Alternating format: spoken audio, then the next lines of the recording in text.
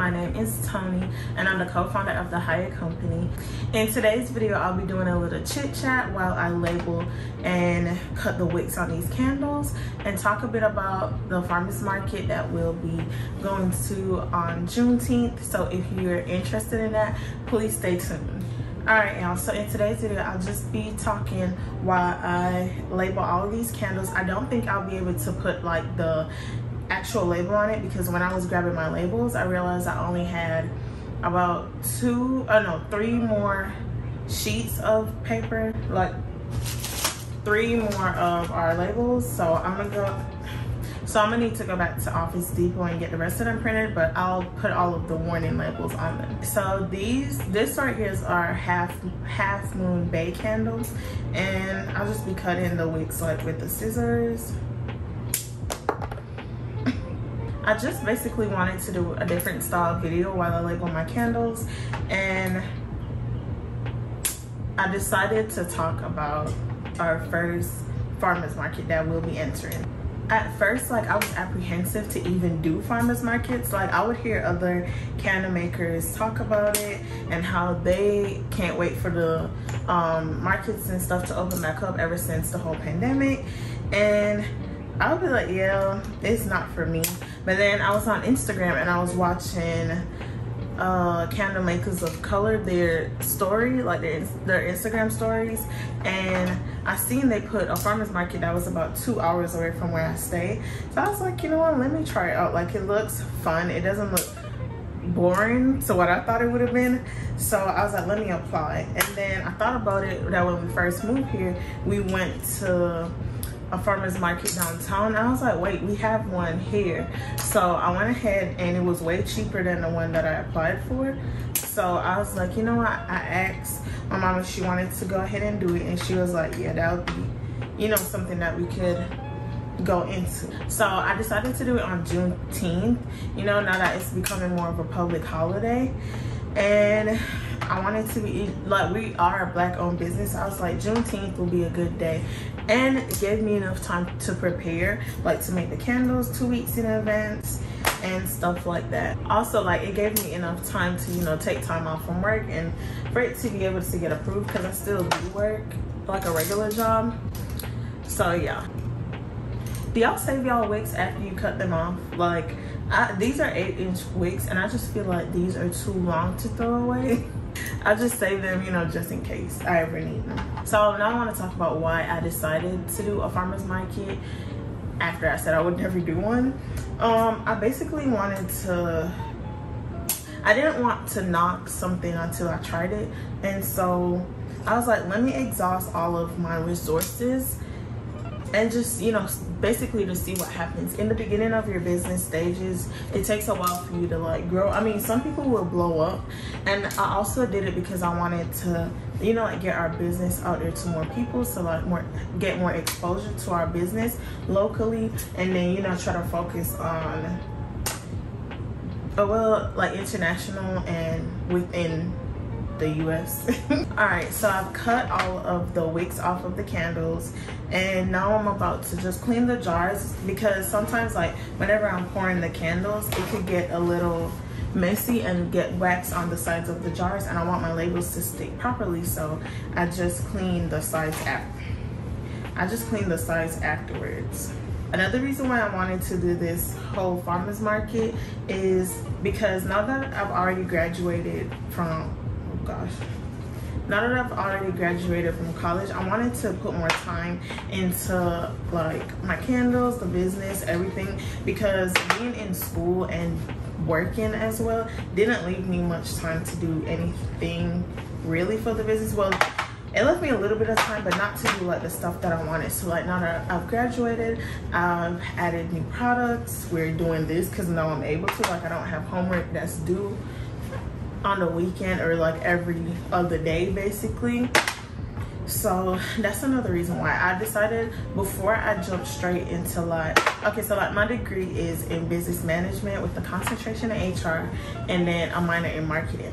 But instead of like hopping straight into a corporate business, I'm still at my job that I was working before I graduated, and I want to like try out the whole entrepreneur like thing. but it's not gonna happen overnight, so I wanted to give it the best shot that I could, you know, like doing this full time or whatever. So yeah, I just wanted to put more time into the business, and this is a way for me to do it, you know, actually go into a farmer's market, because like I said, I would have never done this. The labels and the warning labels. And if you didn't watch my packaging video, I kind of like to put the warning labels up, well, upwards like this, and then I put these labels facing it. So I don't know, it's a bit of OCD, but whatever. So from the day that I decided that I wanted to do the what is it called, farmers market, I literally instantly got straight to YouTube and started watching YouTube videos. And so I was watching a lot of people's videos, like how many candles should I bring, what should we sell, the setup. I went on Pinterest and everything. The first thing I'll say is what works for other people is not gonna always work for you. So I've seen one YouTuber who done like plenty of, what is it? Plenty of farmers markets. He was like, you wanna bring about 100 candles? Y'all, I don't even have 100 jars left. So that's just not gonna work. And plus, we don't only sell candles, we sell soaps as well. And so I decided, I think it's about 36 candles I made. I actually made 46 candles, just a little shy of 50. But I'm not too pressed about it. This again is our first farmers market, and I'm not sure of the turnout of this market. I only seen pictures. It looks like it gets a little bit packed, but I don't know, y'all, we just have to see. Like I said, I just try to make enough but not too much. So my goal was 50. It's a little shy of 50, but that's okay, because we do have other products as well. So the products that we'll be selling are candles, soaps, and a new addition that we're adding, which is body butters. And so we've been testing it out for the body butters. We've been testing those out for a few weeks, and so far so good. The jars are coming in on Thursday, which is tomorrow, literally 2 days before the farmers market. And so that's why I'm not too pressed about having enough candles or having a lot of candles. So now if you only sell candles, I would say, yeah, you might want to get a bit more, so that your table looks full but not overcrowded. I would also recommend you having a good variety. So far I only have what is it called, I only have 4 scents of candles, but like I said, we do have different products available, so I'm not too pressed about that. Being that this is my first farmers market and I did like a whole bunch of research, I can tell you what I'm gonna be doing, and I'll also vlog it for y'all just so you see how it turns out, how our setup is, blah blah blah. And so from my research, I just gained like, offer enough products. We have to set up, well, for our particular farmers market, we have to set up by 8. Well, you have to be there by 6, set up by 8, because it starts at 8 and it ends at 2. If you sell out before, you cannot leave. And so being that you can't leave, it's a good thing to sell it to me at a farmer's market, but you don't want to sell it too early. Like, you don't want to be all sold out of products by 10 a.m. because now you have to sit there for 4 extra hours doing nothing. I mean, you could be marketing and saying like, hey, we will have these type of products, this is what we sell. If you have a website, you can let them know so that they can shop on there. But I feel like it'll be good for you to not sell out that early because that could be a turn off to people, you know. So you do want to have enough products to where you can supply the I guess like the audience, to turn out the number of people that attend the farmers market. So what I gained from the pictures that I see is big enough. Like, it's a good enough turnout. Like, it's not like the biggest farmers market that I've seen. It's like, it's not small, it's not big, so it's in the middle. And I feel like we have enough products for that. So with my candles, like I said, I have about 46 candles, and then we have a whole bunch of soaps because those are easier to make. Well, yeah, it's easier to make, and it's like a smaller amount after you cut up the loaves and stuff. And then we have the body butters. We'll be having a good number of body butters. So we'll be offering 3 products along with the candles. I already made the template and stuff. I could put it up on the screen for y'all. It's basically, if you ever go to Bath and Body Works, you'll see that they'll throw into your bag a like how to care card, and I made those. Well, I did the template already, and now I just have to go to Office Depot and print them out. I did go ahead and get a square card reader because I know it could be, I'm a person, I don't carry cash at all. Because I hate when they give me back a whole bunch of change and it just stacks up. Like, I don't like it. So I bought a card reader for people like me who don't want to always use cash. And then I also bought a cash box from Amazon. I could link both of those below. For the card readers, if you get the USB or the aux version, I think is what it is, you could get it free. So don't buy it. You can get it free. So just know that. Do a little research. I'll see if I can link it below to where it is free, just so you could go ahead and click it and, you know, get your free card reader. I already put the warning labels on. I'm about to put the regular labels on. I like to put the lid on just so that wherever I stick it, it's not covering our logo up at the top.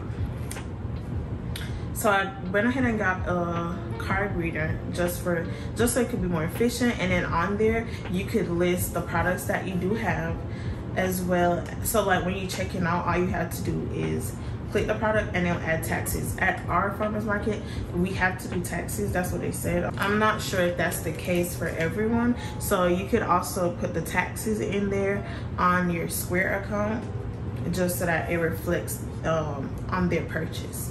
You could do receipts, like y'all, I tried to do it through PayPal, and then you had to pay like $20-something for the PayPal card reader. I was like, yeah, no. So I got the free one from Square. Got a cash bid for the people who do carry cash, just so that we could give them change as needed. Another thing that I'm gonna do that I would recommend that you do is having your brand or like your logo everywhere around. And his name is Stanley Handcrafted. He was like to put exactly what you sell on a banner or something, just so that people far away, they won't know. Basically, he was describing it like they won't know your brand name or like your logo. So put exactly what you sell on like a big banner, so if they're far away, they can see, oh, she sells soy candles, or she sells body butter as lashes, whatever you're offering. And so that's one thing I want to do, but I'm not sure if I'll be able to get the banner in time. So if not, another alternative to the banner is a table runner. So you can get a custom table runner off of Etsy. I've seen a couple people offering them. I could link a couple of them below. I haven't bought any from them myself, but if I prepared ahead of time, I probably would have done that as opposed to the banner. Because with the banner, you will need rope, and yeah, you need rope to hang it up, and it's behind you instead of in front of you by the table. So I think the table runner will be a better option as opposed to the banner in the back. Another thing that I want to do is have a QR code available, as to where like the tech savvy people would be able to scan the barcode and find our website, just in case they wanted to purchase our products outside of the farmers market. When I bought the Square card reader, it came along with this sticker that shows all the payments that we take. So that would be a good thing that you could put at the top of your table, or at the front of your table, just so people know what payments you take, so they won't be concerned, or they won't have to ask you questions. Because another thing he was saying was, people don't always want to talk. Like sometimes they just want to look across and see. We're gonna put the prices up, y'all. I feel like, so the aesthetic that we're going for is like basically what our website looks like, but with kind of a farmish theme. Like, I don't know how to explain it. You'll see whenever, you know, we put the blog up. But we're definitely using like the little crates. We're gonna put those on the side, and then I have this 3-tiered like diagonal, I guess like shelf, and that's how we're gonna display the soaps. We're gonna have the names and the prices in front of the soaps, and then we're also gonna have it on a board, the products that we have and the prices. So it's a lot that goes into it. Please don't go into this thinking that it's easy and you're just gonna breeze through it, y'all. Even with the amount of time I had to prepare, I feel like I'm still rushing, but also I'm a procrastinator, so it could definitely be my fault, you know.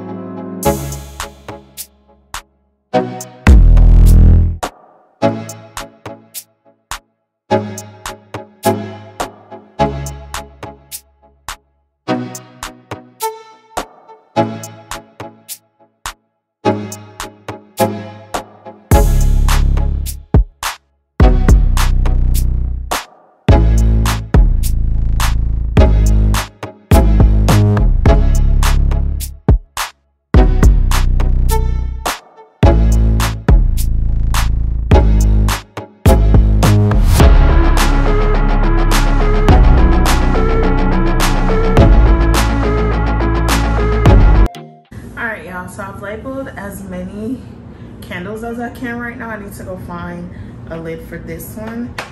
But yeah, I just wanted to do like a chit chat video about what, like, the direction we'll be moving. Hopefully if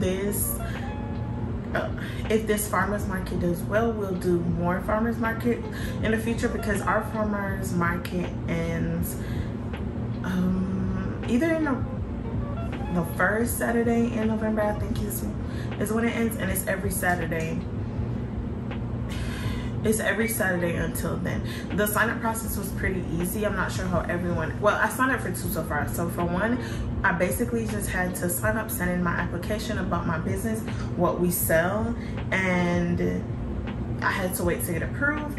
And the same for this one. They wanted us to send in pictures, and you don't have to pay until they approve you. I think that's it for this video. Hopefully I mentioned and talk about everything that I wanted to, but if not, y'all, I could make a more in-depth farmers market video after I've already done it, just so that I can give y'all tips on what I learned from my first farmers market. But yeah, y'all, wish me luck. I'm so excited to go to the farmers market. I don't know why, because at first, y'all, I was really apprehensive about going to a farmers market. I was like, that's just for like fruits and vegetables. But I'll let y'all know how it goes. I'll let y'all know the feedback, everything, and I'm definitely gonna vlog it for sure.